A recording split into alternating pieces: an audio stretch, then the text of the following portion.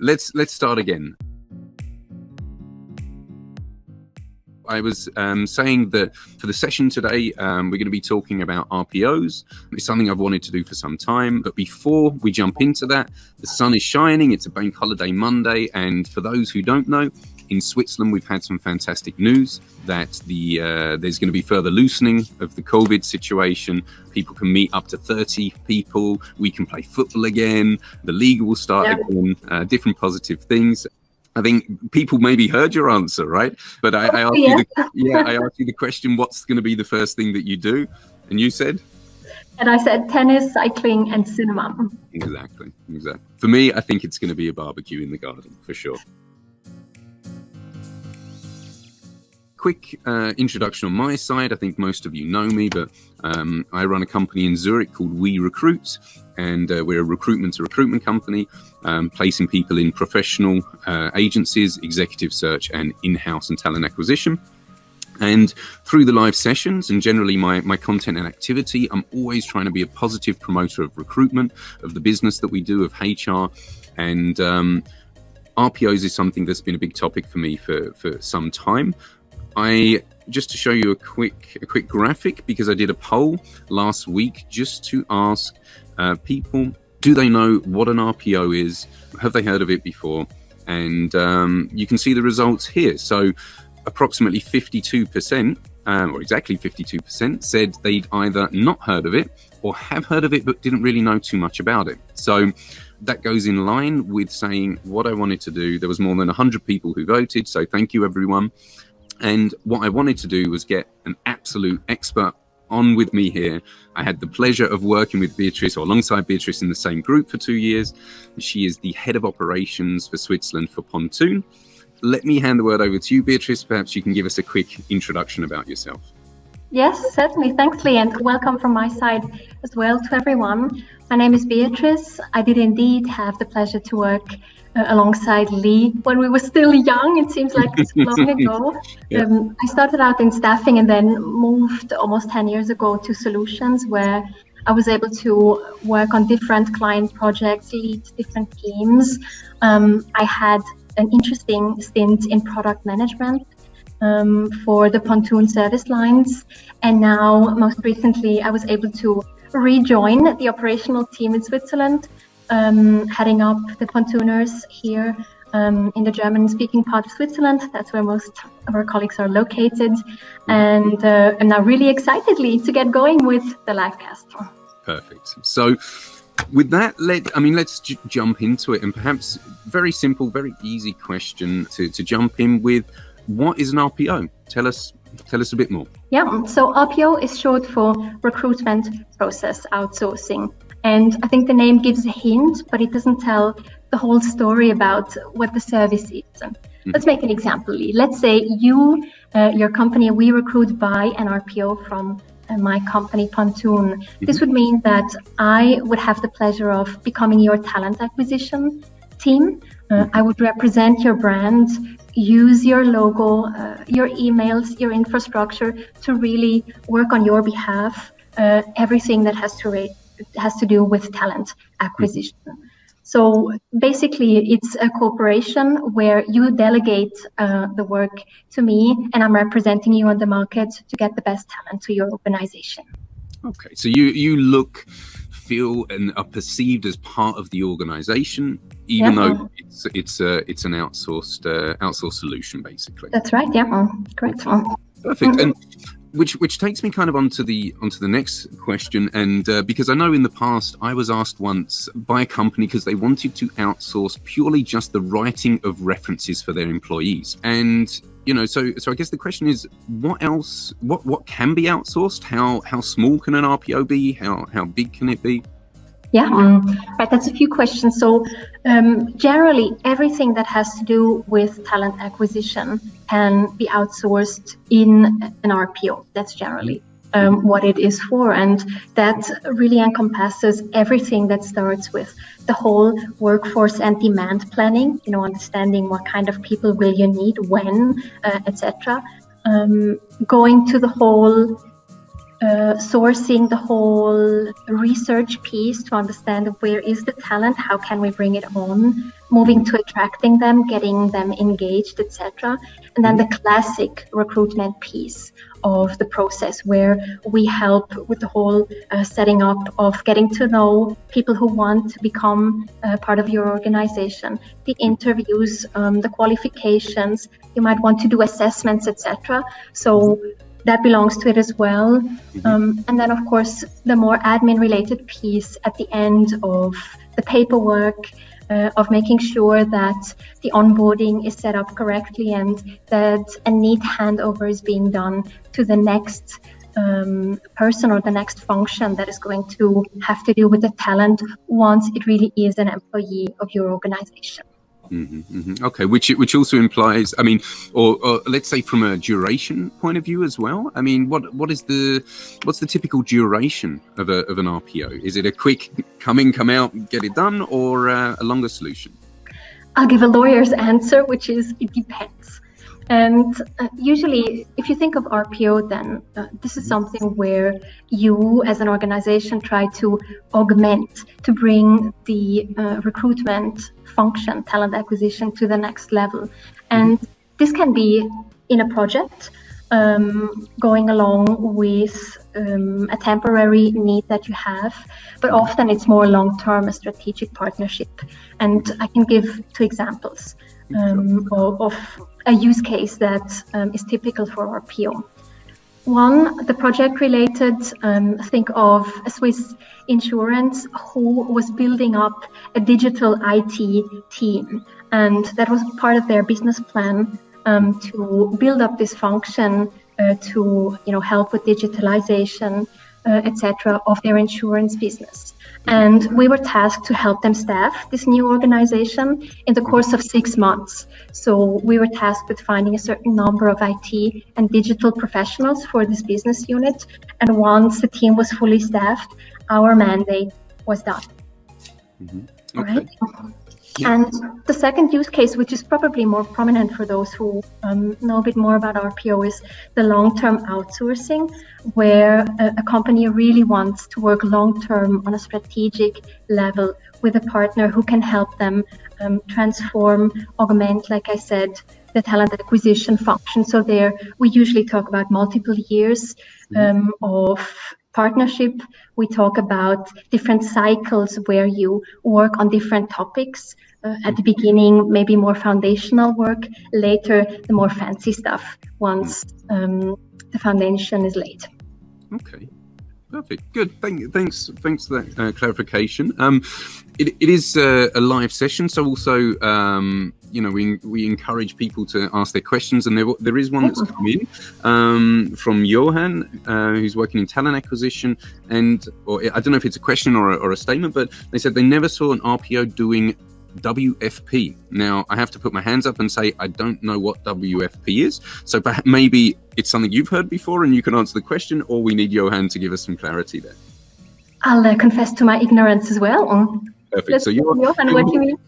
I don't know if you meant working from home, but WFP, maybe you can clarify what you mean, and we'll be happy to answer the question. We can come back to it. So perhaps the next question from my side, because it sounds like an RPO is something that can be a big benefit to companies for different reasons. Also sounds like something that maybe every company could need. So I guess my question would be, how does a company know if they should be considering an RPO? What kind of stage, phase? Yeah, maybe you can give us a bit of an indication on that. Yeah, certainly. And I think it always helps to also say what something is not. So I will start with that. What an RPO is not is taking everything that you do internally and just hand it to an outsourced solution so that people are not on your payroll anymore. Okay. I think that's maybe important to bear in mind, because an RPO is relevant to organizations if they want to look at the talent acquisition topic a bit more holistically. And sometimes it helps to ask yourself, what is it that I need? Do I need somebody who is temporarily supporting me, in addition to my team. Lee, probably you can talk about this better than I can. If you need a person, workload to be given to somebody else under your management, then maybe renting a recruiter or bringing in additional people is what you need. If you want to delegate the work for a certain element, 2, 3, 4 recruitments for a specific role, you can give that to an agency because they will be perfectly fitted to do that. But if you want to look at the topic more holistically and want a partner who helps you with all the elements that I mentioned, the whole planning, the analytics piece, support in thinking about what kind of technology can help you, and then of course the whole operational execution of the recruitment, that is helpful if that is what your company wants to look at. Okay, so ultimately outsourcing and bringing in experts who have, let's say, tried and tested solutions that they've implemented in other organizations to really help companies structure the organization and be able to do things in a better way. Yeah, that's right. I think that's a fair assessment of the business challenge, let's say, that many organizations have in helping to set up or in professionalizing the talent acquisition function. That is certainly a piece. But it's also true that more mature organizations are interested in this model because apart from the experience and, the good practices that an RPO provider collects with the different engagements they have, there's also the benefit of bringing in knowledge that you might not want to build up internally because you don't need it all the time. And I think good examples are definitely, if I can talk about my organization, a team that is dedicated to identify, screen, and test technology. And it's such a big topic at the moment. The whole digitalization and COVID has given this a huge boost. And that's something that you might not want to build internally because it's complex, it's expensive, and you can work with a partner who can give you that knowledge as part of a collaboration. Then you profit from that as well. And of course, if you ask a CFO, then of course he will be interested in things like what does a hire cost you? What is the cost efficiency of your team? And these are the benefits that the outsource program can definitely bring. Yeah.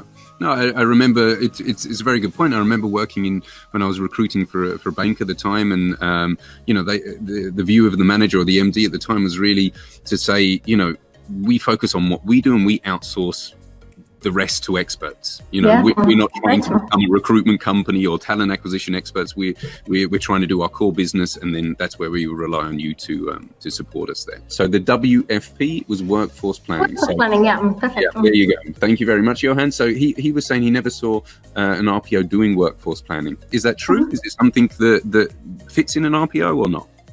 Oh, definitely. I think it's one of the key ingredients. I mean, if you ask yourself, where does the recruitment process start?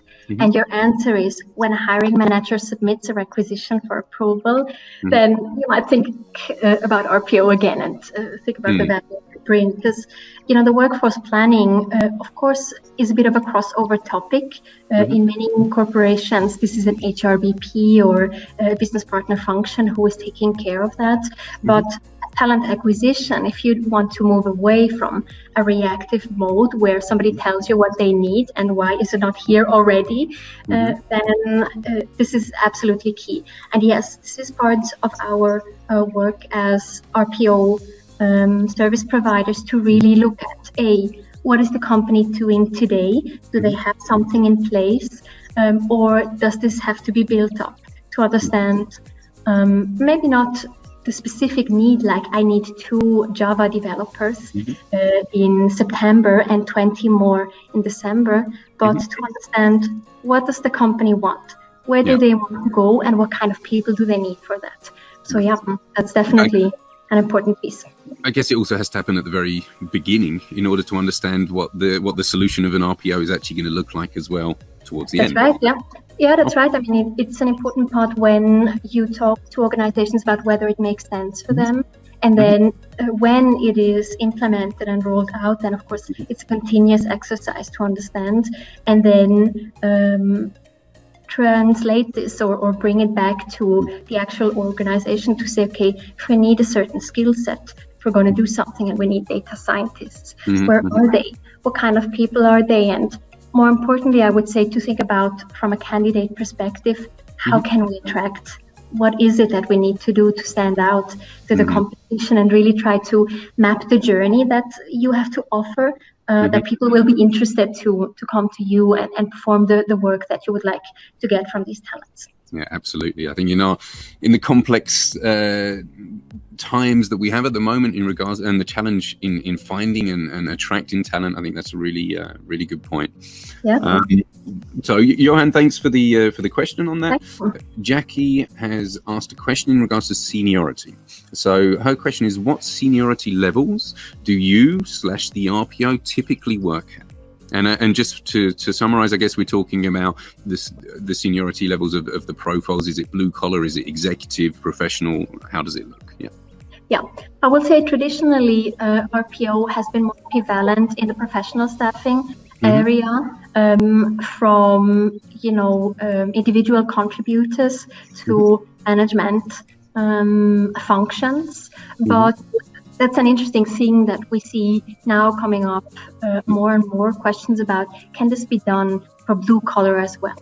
Okay. And my answer would be yes, it can, but it needs a different model. It needs a different approach to the RPO than if you look at corporate function roles. And I mean, any recruiter will know that their approach to blue collar profiles is different than to white collar. And in the solution, I think the high volume piece is very much more dependent on the whole technology and automation piece. So it can basically be anything, but I would say outside of white collar, it's not as common yet. Okay, perfect. And would you say, is that a statement based on your experience in Switzerland, or would you say that's what you would see and perceive as a global trend? No, definitely a global trend, and I mean it's probably where industrial companies are clustered. Where you have more of those, you will have more demand for these things. But definitely, we see it globally. Okay, perfect. Thanks for that, and thank you, Jackie, for the question. Remy has asked, could you describe the recipe for a successful RPO implementation? I don't know if that's giving away trade secrets, but right. No. I mean, I think there are general elements that are really important, and before the implementation is a key phase. And I think we touched a bit upon that in asking when is an RPO relevant to an organization, and that is a key piece to really take the time and understand, both from you as a service provider who wants to sell your service, but also the organization to really find out what is it that you need, or can you at least describe outcomes that you want to see. And that's important to really clarify, align expectations, and I would say also get the internal buy-in, because as with any outsourcing or larger partnership, there are different groups of stakeholders who would have an interest in whether or not this is done by a partner. And that's the first piece, to really work on that discovery and make sure that a solution is being created, co-created, that will work for both sides. Okay, perfect. Sorry, you wanted to add something? Yeah, so that's the preparation, and to ask to respond to Remy's question. I mean, the implementation itself, there's a piece of planning, of course, good project management that goes into it. But I would say the absolute key is change management. Make sure that, like I said, you're not just replicating a process that you had already that is not improving anything for you, but really work on the awareness that the journey, that the talents you want to attract is going to be front and center for you. So there, I think, awareness, training, communication is absolutely key for any implementation. Thank you very much. Jackie has another question. Do you see a potential change in the requirements of your team to be fully based on the client site? Or has there been some early indications that this could become more flexible going forwards under the COVID situation, or is it too early to say? So Jackie's question is there a difference now, or will there be one to how RPOs were delivered? I think... Do you understand correctly? Yeah, kind of. I think the first part of the question is, do you see a potential change after now the situation with that we've had, that the solutions you're offering may not require your people to be on site and to be remote and more flexible, let's say? Or is it too early to kind of comment? Right. Yeah, I mean, I can comment on that to say that it's indeed, I mean, having people on site, on the client side, is still quite common for RPO services, but it's by no means the only delivery model you can choose. And I think the question is, why would you want them on site? And two elements that usually stand out to say, well, how are they going to know my culture if they're not on the ground? And the second is more a technical thing, like can they have access to the tools, etc., if they're remote?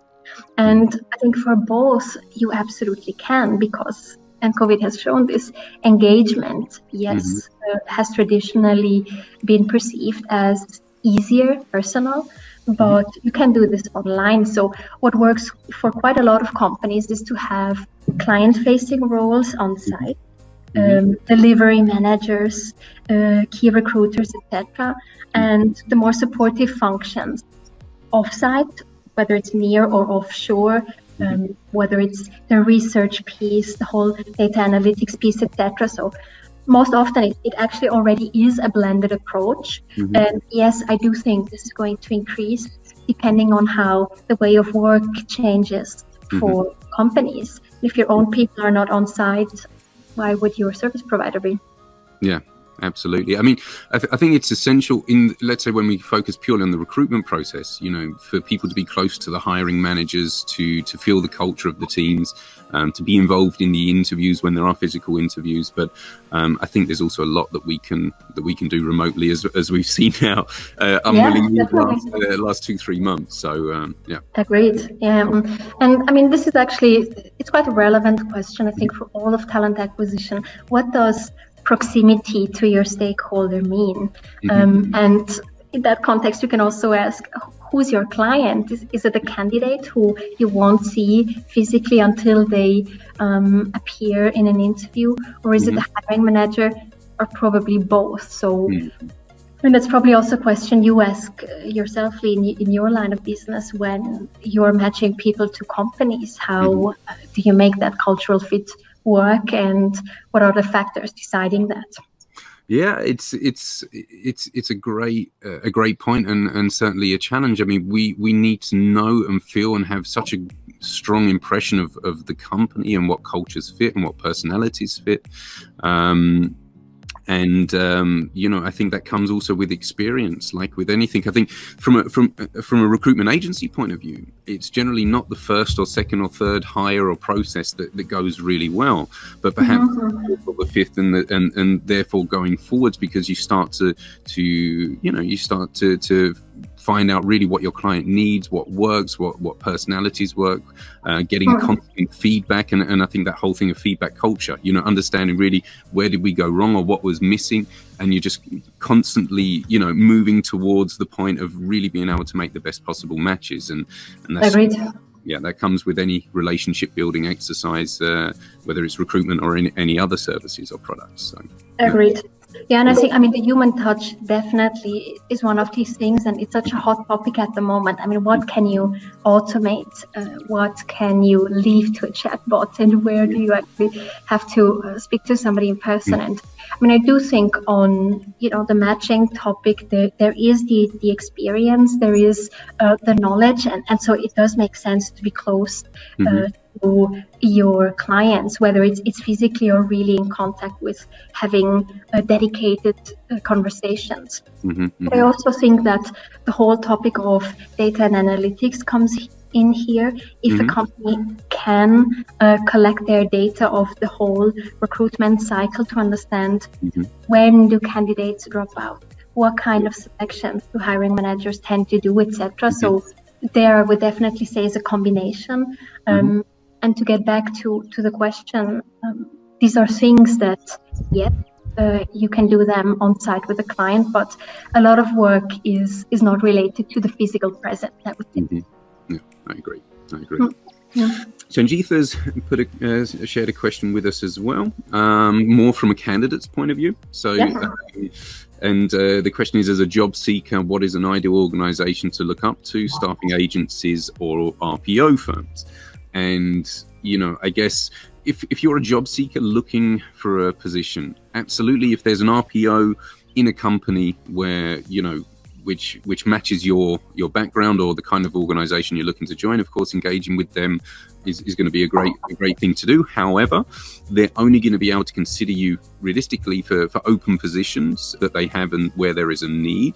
And correct me if I'm wrong, Beatrice, I can imagine perhaps the proactive element from an RPO is maybe not something where, if you have a great candidate that could be good for the organisation, how much that comes into play, or is it something that is part of an RPO? Yeah, and I mean, going back to what you just said, it's indeed from a applicant or from a talent perspective. Of course, if you're working with an agency, then they can offer you more variety of companies that you can look at, that you can start engage with. So as an applicant, you give them a mandate to do a bit of research for you, to give you a proposal as to where things could be interesting for you. And if you look at internal talent acquisition or RPO, then of course you have this one company, unless you're a conglomerate and you're working for all the companies and brands, etc.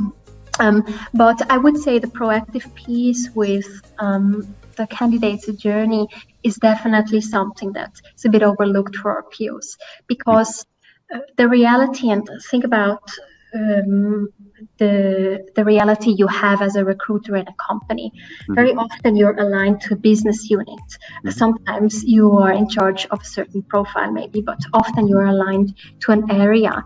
And how many hundreds and thousands of candidates are being attracted and screened that are perceived as quite good, but not as good as the person who got the job. And then nobody's taking care of talking to somebody else who has a similar role that could be interested as well. So I do think that the question of efficiency and the investment you make into somebody who has shown their interest in your company needs to get much more attention. The whole talent curation piece is a big one. And yes, you can't offer 10 companies, but there will be 10 departments who can use the same skill. I'm quite sure of that. Well, thanks, Sangeetha, for the question. Coming back to the questions that we've been asked before the session, and I guess what would be good to understand is in regards to the current trends, when we talk about things like automation, AI, diversity and inclusion, up and reskilling, how do they all relate to the RPO services? Yeah, it's a big question. It's a big topic. It's probably a session in itself if you need to think of content for later sessions. This won't be our last session, don't worry. But I mean, this is a general observation for HR professionals, talent acquisition, but equally relevant for RPO because we become the talent acquisition function. These trends have been on the horizon for a while. I mean, it's not the first time we hear about them, but I think today what is quite clear is that an understanding of what these things are is quite critical. And that's why it makes sense to exchange with experts in the field or do your own research into it, because I can pick out one thing, the reskilling and upskilling piece.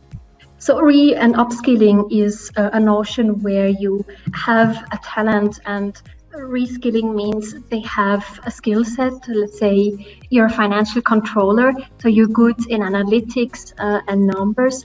What do we need to do to make you a data scientist? To model data, for example.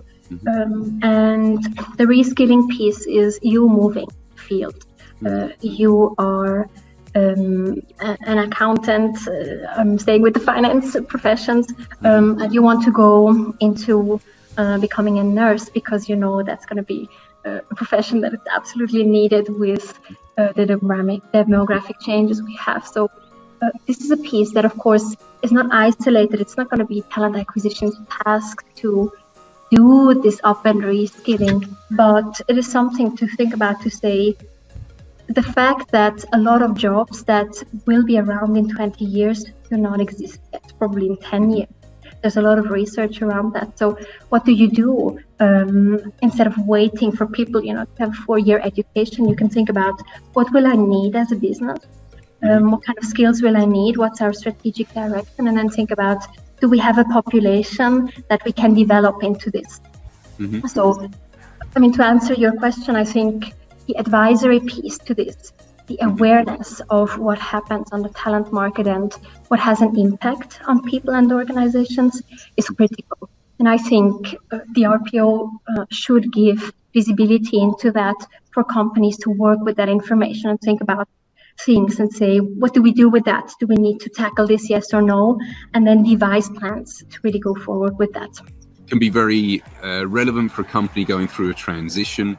I don't know, take a company like maybe a tobacco company that have always produced cigarettes and all of a sudden are going into a more kind of digital or technology way. All of a sudden they need completely different types of profiles, and the question is, what can they do with the workforce they have now to reskill them to be relevant for the organization and not simply ignore the current people and look externally. So yeah, that's right. And I think coming back to a question we had earlier from Johan, I believe, on workforce planning. Correct. That's where it gets really fun. That's the more advanced piece that definitely absolutely must go beyond the pure, let's say, mundane element of the tactical recruitment piece. Maybe one last question before perhaps wrapping up.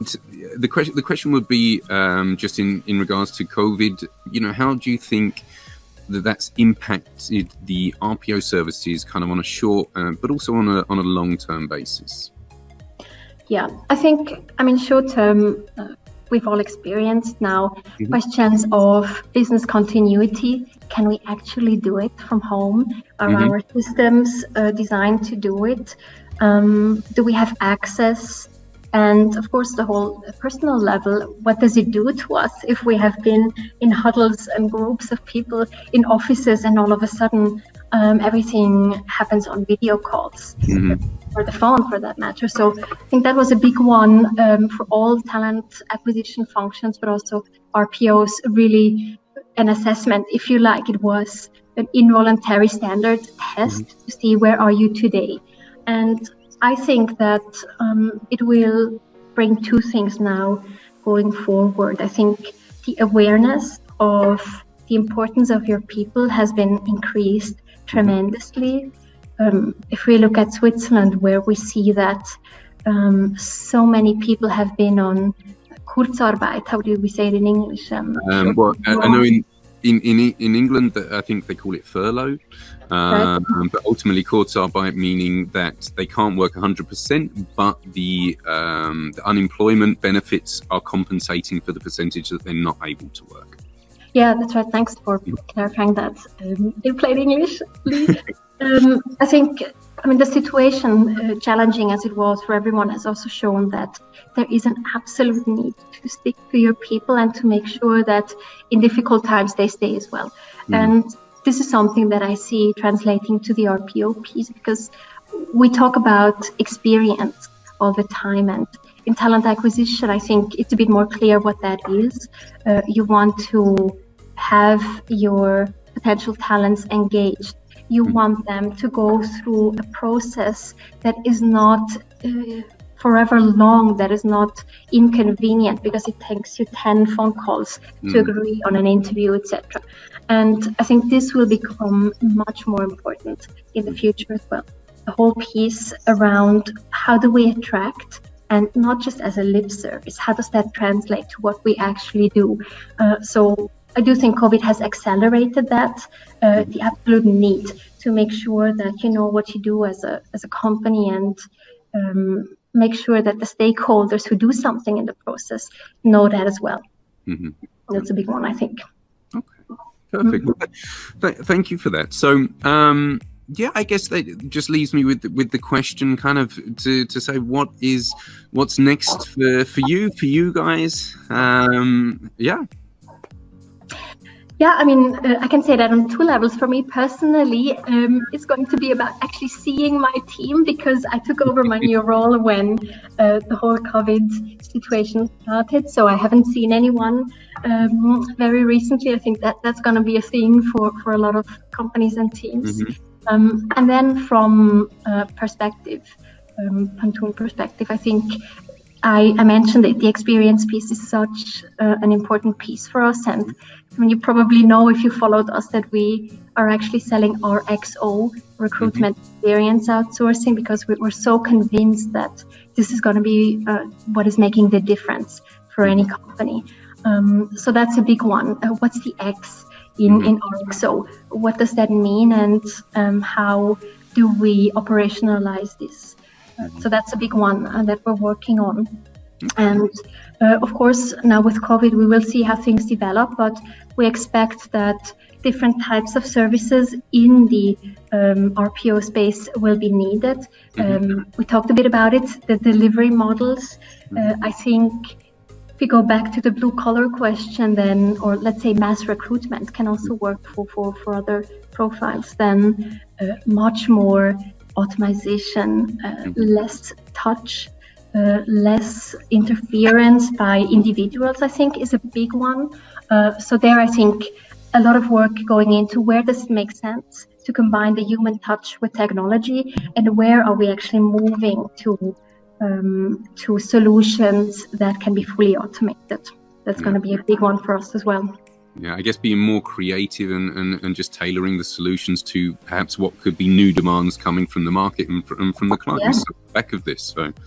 Right, and I mean, if you look at the whole remote work piece, then things like how do you onboard your people? They're all remote, is a big one. So this will play into the solutions as well. And I do think there will always be scenarios where an off-the-shelf solution will work perfectly for an organization, but I do think the need to customize more, to be absolutely specific to your own business will increase. And for us, that also means we, like you said, we need to be more creative, but we also have to make sure that we can deliver that in due time, that we're not developing like 12 months and then it takes us another 12 to implement. I think this agility will be a thing that is also going to make the difference for RPO providers, how successful they are at doing that.